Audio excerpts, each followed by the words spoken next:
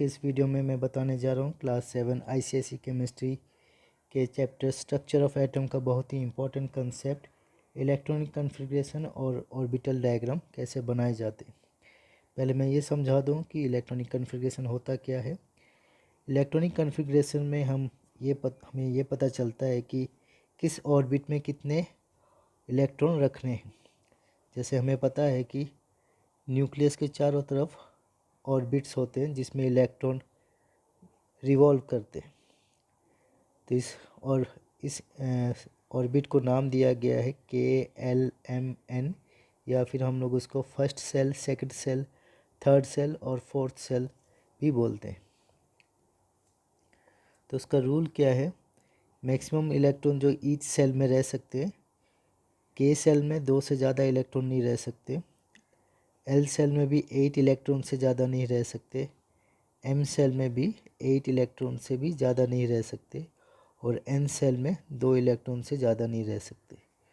तो ये जो रूल है सिर्फ एटॉमिक नंबर 20 तक के लिए। अब इस रूल को अप्लाई करते हुए हम लोग कुछ कॉन्फ़िगरेशन करेंगे। तो कॉन्फ़िगरेशन करने के लिए हम लोग को एटॉमिक नंबर चाहिए। एटॉमिक नंबर से ही हम लोग को नंबर ऑफ़ इलेक्ट्रॉन पता चलता है।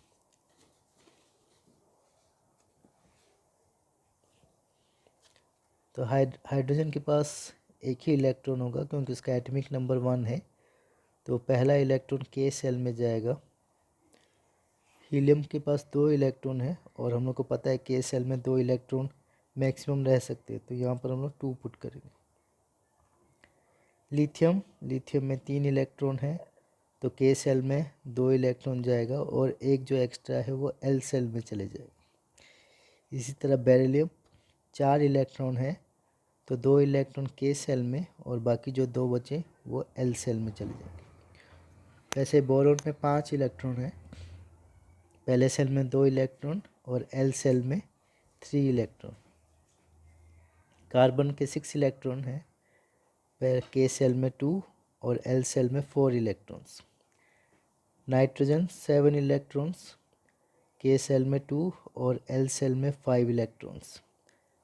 ऑक्सीजन 8 इलेक्ट्रॉन्स, तो K सेल में 2, L सेल में 6। फ्लोरीन 9 इलेक्ट्रॉन्स है, K सेल में 2, L सेल में 7 electrons. Neon 10 electrons, K shell में 2, L सेल में 8। तो यहाँ पर L सेल हम लोग का कंप्लीट हो गया। 8 इलेक्ट्रॉन मैक्सिमम रहता है L सेल में। तो सोडियम से फिर चेंज हो जाएगा। K सेल में 2, L सेल में 8, 2 + 8 10 हो गया। 1 इलेक्ट्रॉन एक्स्ट्रा बचा, वो M सेल में चले जाएगा। वैसे मैग्नीशियम का K सेल में 2, L सेल में 8 और M सेल में 2। फिर एल्यूमिनियम का K सेल में 2, L सेल में 8, M सेल में 3 इलेक्ट्रॉन। सिलिकॉन K सेल में 2, L सेल में 8, M सेल में 4। फॉस्फोरस K सेल में 2, L सेल में 8 और M सेल में 5। सल्फर K सेल में 2, L सेल में 8, M सेल में 6।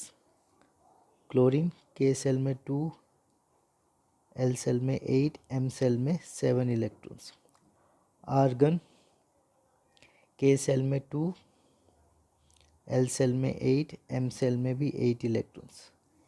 पोटेशियम K सेल में 2, L सेल में 8 और यहाँ पर मैक्सिमम 8 हो गया, तो यहाँ पर भी 8 ही जाएगा और एक इलेक्ट्रॉन जो एक्स्ट्रा बचा है वो N सेल में चले जाएगा। और लास्ट हम लोग का कैल्शियम K सेल में 2, L सेल में 8 और M सेल में 8 और N सेल में 2 इलेक्ट्रॉन्स। अब इसको